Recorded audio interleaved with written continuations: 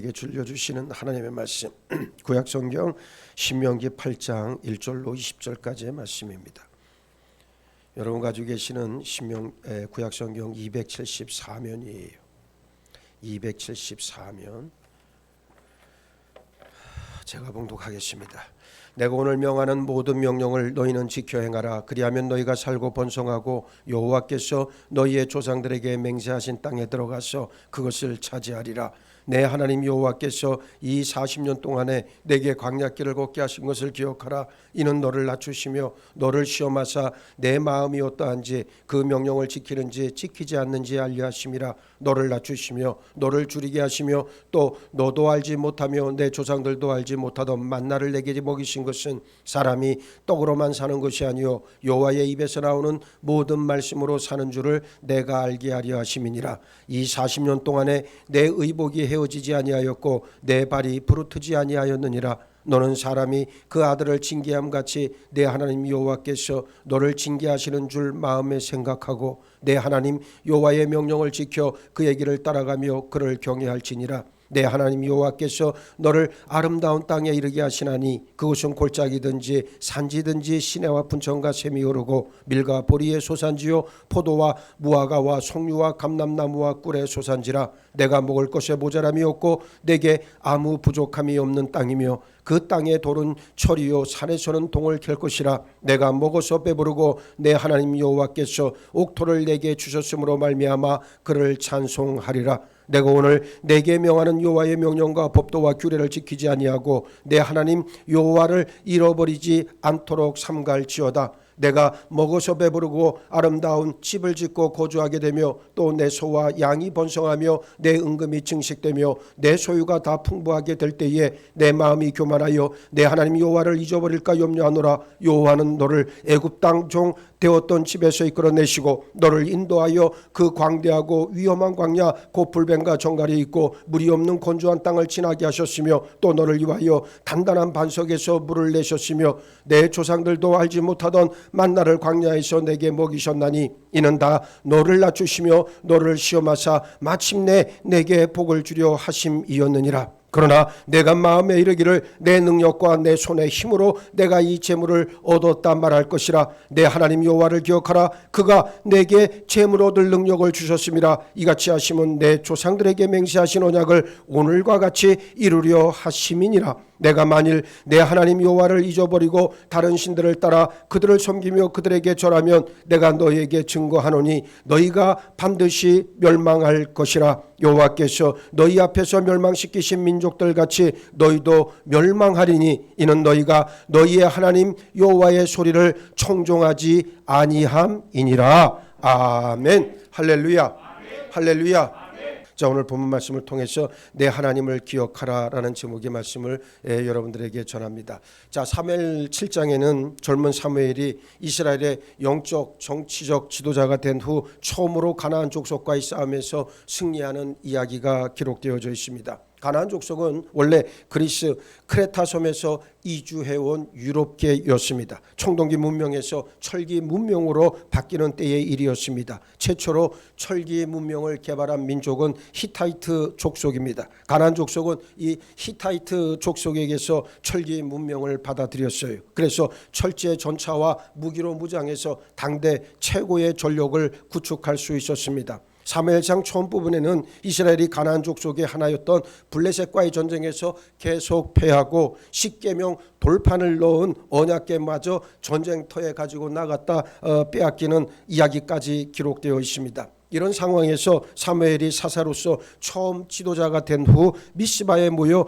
온갖 우상들을 혁파하고 하나님과의 약속을 새롭게 합니다. 이른바 언약의 갱신이지요. 이스라엘이 미스바에 모여 하나님만을 섬기기로 했다는 소식을 들은 블레셋은 군대를 거느리고 침략해 들어옵니다. 사무엘은 하나님께 온전한 번제를 드려 인도하심을 구했고 하나님은 큰 우레를 일으켜서 블레셋을 패하게 하셨어요. 이스라엘이 미스바에서부터 백갈까지 적을 물리친 후에 사무엘상 7장 12절에서 사무엘이 돌을 취하여 미스바와 센 사이에 세워 이르되 여호와께서 여기까지 우리를 도우셨다 하고 그 이름을 에베네셀이라 하니라 그랬습니다. 에벤은 돌, 스톤이라고 하는 말이고요. 에셀은 도움이라는 뜻입니다. 그래서 에벤에셀이라고 하는 말은 도움의 돌이라는 뜻이에요. 사무엘의 인도를 받은 이스라엘이 하나님께 감사하고 기억하기 위해서 돌을 구별해 세웠습니다. 기억하는 것이 중요하다는 말입니다. 한 사람의 삶의 내용을 풍성하게 만드는 것 중에 하나가 바로 무엇이겠습니까? 기억하는 삶 아니겠습니까? 누군가로부터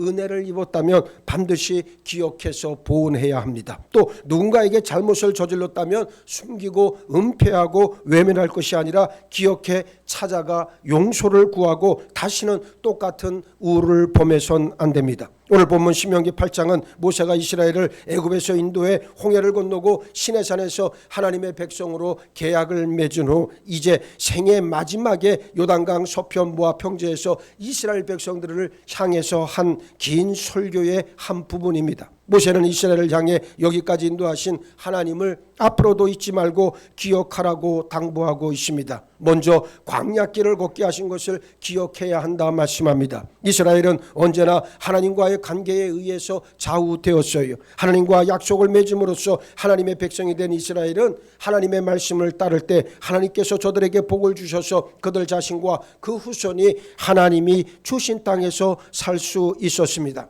하나님은 하나님의 백성으로 하여금 하나님의 백성답게 살도록 하기 위해서 말씀을 주셨어요. 2절 말씀에 내 하나님 여호와께서 이 40년 동안에 내게 광야길을 걷게 하신 것을 기억하라. 이는 너를 낮추시며 너를 시험하사 내 마음이 어떠한지 그 명령을 지키는지 지키지 않는지 알려 하심이라 그랬습니다. 모세는 이스라엘 백성에게 40년 광야 생활을 돌이켜 볼 것을 권면하고 있습니다. 광야라고 하는 곳 지나가는 곳이지만 결단코 정착해서 살만한 땅은 아니었습니다. 그러나 불순종으로 이스라엘은 광야 생활을 무려 40년간 견뎌야 했습니다. 이 기간 동안 하나님은 저들을 낮추시고 저들을 테스트하셨어요. 그래서 그들 마음이 하나님의 명령을 지키고 하나님만을 의지하도록 이끌어 가셨습니다. 광야를 지나는 동안 이스라엘은 농사를 지을 수도 없었고 그 결과 먹을 양식이 절대적으로 부족했습니다. 그때 하나님은 하늘에서 만나를 내려주셨고 이스라엘은 이 만나를 거둬 하루하루를 살아냈습니다. 만나는 이스라엘 역사에서 오직 이 40년 광야 생활을 할 동안만 내려주신 하나님의 특별한 양식이었습니다.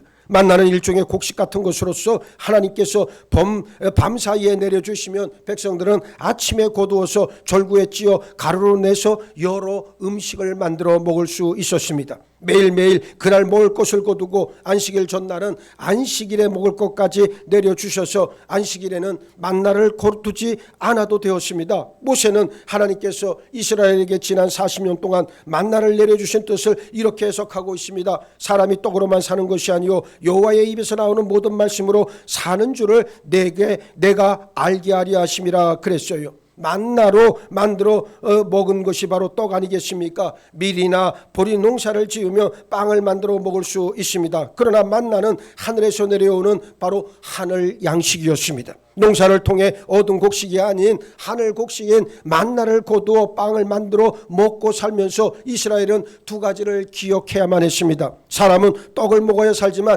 떡만으로 사는 것은 아니라 하나님의 입에서 나오는 모든 말씀으로 살아야 한다는 사실이에요. 우리도 교회에 모여 하나님께 예배하고 우리 영혼을 위해 하나님의 말씀을 받아 먹습니다. 그리고 함께 공동 식사를 하면서 지금은 아직 식당이 우리가 아직 다 마무리가 되지 않아서 그렇지만 평상시 같으면 함께 공동 식사를 하면서 우리 육신을 위해서도 음식을 나눕니다. 모세는 이스라엘이 광야의 척박한 환경에 살면서도 의복이 온전했고 그들의 발도 튼튼했다는 사실을 떠올리게 합니다. 단지 먹는 것뿐만 아니라 옷도 필요하고 건강도 필요해요. 하나님께서 이 모든 것으로 우리에게 복 주심을 기억하고 감사해야 한다는 의미입니다. 하나님은 이스라엘을 당신 백성으로 삼으셨기에 징계하시지만 그 본질적인 의미는 하나님의 명령을 지키고 그 길을 따라 하나님을 경외할 것을 상기시키기 위함입니다. 이런 맥락에서 광야길을 걷게 하신 하나님의 구원의 의도를 반드시 기억해야 합니다. 둘째,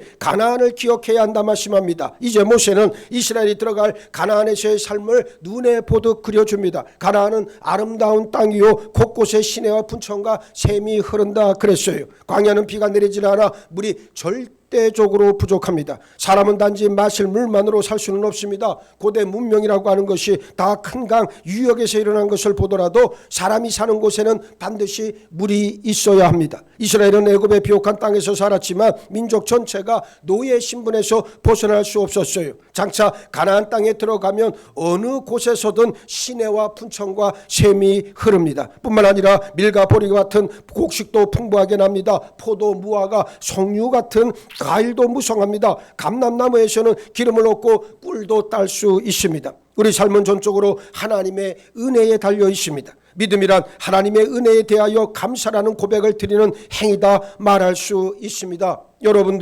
여러분들이 세상에서 열심히 수고해 얻은 것 중에 11조로 감사로 봉헌하는 것은 그 사람의 믿음을 그대로 드러냅니다. 믿음 없는 사람 또는 자기 의로 충만한 사람은 결단코 온전한 11조와 감사 생활을 할 수 없습니다. 풍부한 곡식과 과일, 기름과 꿀로 인해 이스라엘은 먹을 것에 부족함이 없고 어떤 결핍도 느끼지 못하는 삶을 살게 됩니다. 나아가 철과 구리까지 나서 청동기에서 철기 문명으로 이행하는 세계사적 전환기에서도 이스라엘은 천기를 생산할 능력까지 갖출 수 있게 되었습니다. 모세는 하나님께서 옥토를 주시고 그 모든 것을 주심으로 인해 이스라엘이 먹고 배부르게 될 것이니 하나님을 찬양하라 말합니다. 감사의 찬양이 여러분 입에서 떠나지 않기를 주의 이름으로 축복합니다. 셋째, 교만을 기억해야 한다 그랬습니다. 11절 말씀을 보시기 바랍니다. 내가 오늘 내게 명하는 여호와의 명령과 법도와 규례를 지키지 아니하고 내 하나님 여호와를 잊어버리지 않도록 삼갈지어다 그랬는데, 모세는 이스라엘 백성들이 그들의 하나님과 하나님의 말씀을 잊지 않도록 경계하고 있어요. 이스라엘이 왜 하나님과 그 말씀을 잊게 됩니까? 첫 번째, 하나님의 복으로 얻은 땅에서 열심히 농사하고 목축을 해먹고 배부르고 아름다운 집을 짓고 그 안에서 살게 됩니다. 두 번째, 소와 양이 번성하고 은금이 늘어나고 소유가 풍성해집니다. 그래서 세 번째, 그들의 마음이 교만해져서 하나님을 잊어버리게 되었다. 이것이 모든 인간들에게 공통되는 과정 아니겠습니까? 날 때부터 교만한 사람이 어디 있겠어요? 살면서부터 그 부모로부터 배운 거, 주변 여건에 따라 또 자신의 어떤 배운 지식과 경험의 축적으로 인해서 사람은 교만에 빠지게 되어집니다. 그 교만의 실체라고 하는 것은 하나님 없는 자가 주인된 마음이 바로 교만의 상태 아니겠어요? 하나님께서 낮추셨던 마음이 교만해집니다. 그 결과 하나님을 잊어버립니다. 드러난 교만은 거의 이와 유사한 과정을 거쳐갑니다. 교만한 사람과 한번 대화해 보시기 바랍니다. 10중 8구는 이스라엘과 같은 과정을 거쳤고 내가 똑똑해서 내가 잘나서 내가 죽을 만큼 고생해서 이런 결과가 나왔다 말합니다. 정말 그렇습니까? 하나님이 복과 은혜를 허락해 주셨고 나는 다만 그 통로가 되었을 뿐인데 어느새 하나님은 온데간데 없고 자기 자신만 드러납니다. 하나님은 어떤 분이십니까? 이스라엘을 애굽의 종되었던 집에서 구원하신 하나님이셨어요. 광야 생활 40년 동안 이스라엘을 당신 손으로 직접 인도해 가셨습니다. 광야는 넓고 위험한 곳입니다. 불뱀과 전갈이 들끓어요. 물도 없어요. 물이 없는 그곳에서 하나님은 이스라엘을 살리기 위해서 단단한 반석에서 물을 내셨습니다. 만나를 내리셔서 저들로 하여금 먹게 했습니다. 왜? 이스라엘을 낮추시고 시험하사 마침내 복을 받게 하기 위해서였어요. 복이라고 하는 과정, 사람들은 참 복을 좋아합니다. 그 복도 그냥 복이 아니라 하늘에서 뚝 떨어진 복, 로또 같은 복만을 사람들은 아주 열렬히 환영하고 바라요. 그러나 그런 일은 일어납니까? 그런 일은 우리 삶 가운데 지극히 한정적으로 일어날 수밖에 없습니다. 그러나 하나님께서 우리에게 복을 주시길 원하시고 복 가운데 우리의 삶의 길이 들어오기를 원하시면서 우리를 끊임없이 단련하고 훈련하고 시험하는 이 과정을 거친 후에 하나님의 말할 수 없는 온전한 복을 우리는 누릴 수 있습니다. 이 사실을 우리가 믿음으로 인정해야 한다는 말이. 어떤 사람과 제가 대화를 하는데 그래요. 삶이 참 요동을 쳤어요. 젊어서는 식당을 해서 돈도 크게 벌고 다 그랬는데 이제 나이 60이 넘어가면서 모든 것을 다 잃고 남의 집 허름한 곳에서 살면서도 그러면서도 그는 하나님을 기억하고 하나님으로 인해 날마다 즐거워하고 있습니다. 왜 그런지 아십니까? 젊어서 한때 돈 좀 벌었고 세상에서 이름 좀 날렸다고 해도 그게 도대체 무슨 소용이 있느냐는 거예요. 그때는 하나님을 망각했고 하나님을 외면했고 하나님을 자기의 머릿속에서 지워버렸고 지가 잘나서 내가 돈을 잘 벌고 내가 잘나서 이렇게 세상 가운데서 이름을 냈다고 그 교만이 하늘을 찔렀는데 모든 것을 다 잃고 나니 하나님이 치시면서 그에게 깨닫게 해주시는 지혜는 바로 무엇이다? 내가 너를 지금도 기억하고 너를 사랑하고 있다. 하나님은 나를 기억하고 있는데 나는 하나님을 기억하고 있지 못하다는 거예요. 사람은 그래서 그런 지경까지 들어가 봐야 깨닫는 존재인 것 같아요. 그 전에 깨닫는다면 얼마나 좋겠어요. 망하기 전에, 부서지기 전에 깨달을 수만 있다면 얼마나 좋겠습니까? 많은 사람들은 마지막 그 나락에 떨어져 봐야 그때서야 돌이키고 그때서야 하나님을 부랴부랴 기억하고 또 하나님을 찾아옵니다. 그래도 좋으신 하나님은 그런 영혼들을 맞아 기뻐 받아주시고, 그리고 저들에게 또 더 풍성한 은혜로 함께 하시는데, 내가 그분하고 대화를 나누면서 내가 정말 마음속에 깨달았던 것은 바로 그거예요. 아무것도 없고 세상에서 정말 이제는 보잘것없는 존재가 되었지만, 그럼에도 불구하고 하나님을 기억하고 하나님 앞에 나와 기도할 때가 가장 행복하다는 거예요. 여러분, 이 말씀이 오늘 여러분들에게 주시는 하나님의 말씀이 되기를 바랍니다. 하나님을 기억하고 하나님을 찾는 자에게 하늘의 신령한 은혜와 복은 날마다 넘쳐날 줄로 믿습니다. 넷째, 기억하는 삶으로 돌이켜야 합니다. 17절, 그러나 내가 마음에 이르기를 내 능력과 내 손의 힘으로 내가 이 재물을 얻었다 말할 것이라 그랬는데, 의식주를 포함한 많은 재물을 얻은 이스라엘은 자신의 교만을 드러냅니다. 내 능력과 내 손의 힘으로 내가 이 재물을 얻었다. 이 말인즉슨 하나님을 모르는 세상 사람들이 하는 말과 똑같은 말이에요. 내가 잘나서 이렇게 돈을 많이 모았다, 재물을 모았다라고 이야기하는 겁니다. 내가 존재하는 것, 내가 생명을 누리고 살아가는 것, 내 죽음마저 모두 다 하나님의 주권이요 은혜임을 아는 것이 바로 성도라고 하는 말입니다. 세상은 나 자아를 내세우나 하나님의 자녀는 오직 하나님의 이름과 그 영광만을 자랑합니다. 오늘날 교회 안에 자아를 십자가에 처형시키지 못한 영적으로 미숙한 사람들이 너무 많이 있다는 것은 교회가 안고 있는 치명적인 약점일 수밖에 없습니다. 다시금 말씀으로, 다시금 십자가로, 다시 복음으로, 다시 예수로 돌아가야 합니다. 이 모든 것의 또 다른 한 표현이 바로 하나님을 기억하라고 하는 일 아니겠습니까? 하나님의 자녀는 어떠해야 합니까? 우리 모두 18절 말씀 함께 읽도록 해보겠습니다. 시작. 내 하나님 여호와를 기억하라. 그가 내게 재물 얻을 능력을 주셨습니다. 이같이 하심은 내 조상들에게 맹세하신 언약을 오늘과 같이 이루려 하심이니라. 할렐루야, 할렐루야. 뭐라고 이야기합니까? 하나님을 기억하라고 말씀하고 있습니다. 그러면서 뭐라고 이야기합니까? 내 조상들에게 맹세하신 언약을 오늘과 같이 이루려 하심이라 말합니다. 우리는 우리가 받은 복과 은혜를 생각하면서 하나님을 기억해야 합니다. 하나님께서 우리에게 재물 얻을 능력도 주셨기 때문 아니겠습니까? 우리가 받은 모든 복은 우리 손의 수고를 통해 옵니다. 그러나 그 수고는 다만 통로일 뿐이에요. 오직 복의 근원은 하나님이십니다. 우리가 하나님의 은혜로 인해 믿음을 통해 구원 얻었듯 다른 모든 복도 은혜로 인해 수고라는 통로를 통해 우리에게 들어와서 우리가 얻을 수 있게 되어지죠. 그러므로 우리 마음에 교만이 들어올 자리는 본질적으로는 없습니다. 만일 교만이 우리들 마음에 스멀스멀 고개를 쳐들기 시작한다면 하나님의 은혜를 떠올려야 하고, 그리고 그 하나님의 은혜로 말미암아 감사의 고백이 내 입술에서 나올 수 있게 해야 될 줄 믿습니다. 오늘 말씀의 결론, 하나님은 준비하시는 하나님인 줄 믿습니다. 창세기 22장에는 아브라함이 이삭을 하나님께 번제로 드리는 이야기가 나옵니다. 아브라함이 75세였을 때 하나님은 아들을 주겠다 약속하십니다.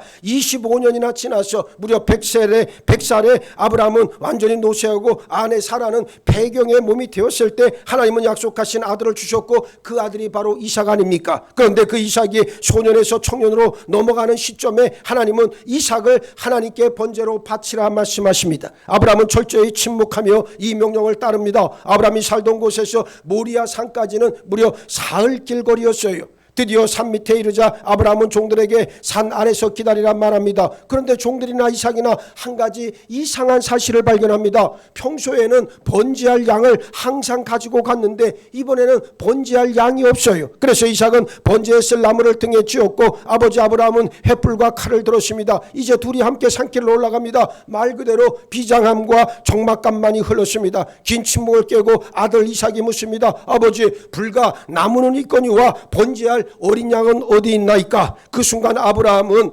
번제할 어린 양은 하나님이 당신을 위해 친히 준비할 것이다 대답하잖아요. 지금까지 하나님이 주셔서 낳은 아들, 사랑하는 독자 이삭이 자기 소유인 줄 알았지만 이 시험의 과정을 거치면서 아브라함은 드디어 하나님께서 이삭을 주셨고 하나님이 준비하신 결과였기 때문에 하나님이 달라면 언제라도 다시 드려야 함을 철저하게 깨달았어요. 마침내 제단이 있는 곳에 도착해 아브라함은 이삭을 결박해 번제단 위에 올려놓고 칼 잡은 손을 높이 쳐들어서 눈에 넣어도 하나도 아프지 않을 사랑하는 독자 이삭의 목을 겨눕니다. 그 순간 하나님은 아브라함을 다급히 부르시고 이삭을 대신해 하나님께서 친히 준비하신 순양을 주셔서 그것으로 하여금 번제를 드리도록 하셨어요. 이 사건 역시 우리 주 예수 그리스도의 십자가를 예표합니다. 이삭을 대신해 순양을 친히 준비하시고 받으신 하나님은 당신 독생자를 보내주시고 십자가 위에서 물과 피를 다 쏟게 하시고 그 희생제사로 우리 죄를 사하시고 우리와 화목하시고 우리를 당신 자녀 삼아 주셨습니다. 아브라함은 모리아산 그 장소를 여호와 이레다 불렀습니다. 여호와께서 준비하시리라는 그런 뜻이에요. 내가 준비하는 것이 아니라 누가 준비합니까? 하나님께서 친히 준비하십니다. 겸손과 교만의 차이가 무엇이겠습니까? 내가 주체가 돼 내가 준비하는 것이 교만 아닙니까? 그러나 하나님이 주인이시오 하나님께서 친히 준비하심을 믿고 인정하는 것이 바로 겸손입니다. 독생자를 아끼지 않으시고 우리에게 모든 것을 주시는 자유로운 아버지 하나님께서 우리 모든 필요한 것을 때마다 시마다 인도해 주실 것을 믿고 감사하는 성도들 되길 바랍니다. 확실해졌습니다. 하나님을 기억하는 사람에게 하나님의 은혜와 복은 끊임없이 공급됩니다. 혹여 삶의 어려운 가운데 처해 있는 분이 있다면 하나님을 기억하시기 바랍니다. 그분의 말씀을 떠올리고 그 약속을 붙잡기를 원합니다. 내가 무엇을 하기 위해 움직이기 전에 하나님을 기억하고 나를 향하신 하나님 그분의 음성 듣기를 갈구하시기 바랍니다. 우리 한번 다 같이 따라해 봅시다. 내 영혼아 하나님을 기억하자. 하나님의 은혜를 감사하자. 할렐루야 할렐루야 할렐루야. 우리는 이러한 사람들이 바로 하나님의 자녀된 우리 자신의 본 모습이라고 하는 사실을 인정해야 합니다. 우리 삶의 순간순간이 하나님을 기억해서 복과 은혜의 통로로 날마다 쓰임받기를 예수의 이름으로 축원합니다. 축원합니다. 축원합니다. 내 하나님을 기억하라. 하나님을 기억하라. 하나님을 기억하라. 기억하는 삶이 되길 원합니다. 망각하고 아버지 외면하고 회피하는 것이 아니라 기억하고 마땅히 행할 바를 할 수 있는 우리 모두가 되게 하여 주옵소서. 이제 하나님을 기억하고 하나님의 은혜를 감사하며 나아갈 때 우리 사랑하는 모든 믿음의 취재들 아버지 복과 은혜의 통로로 쓰임받는 역사 있게 하여 주옵시고 은혜를 흘려보내므로 우리 주변의 모든 것들 죽어가는 것들을 살릴 수 있는 생명의 아버지 구원의 역사에 참여하는 우리 모두가 되게 하여 주옵소서. 감사하오며 우리 주님 예수 그리스도 이름 받들어 기도하옵나이다. 아멘.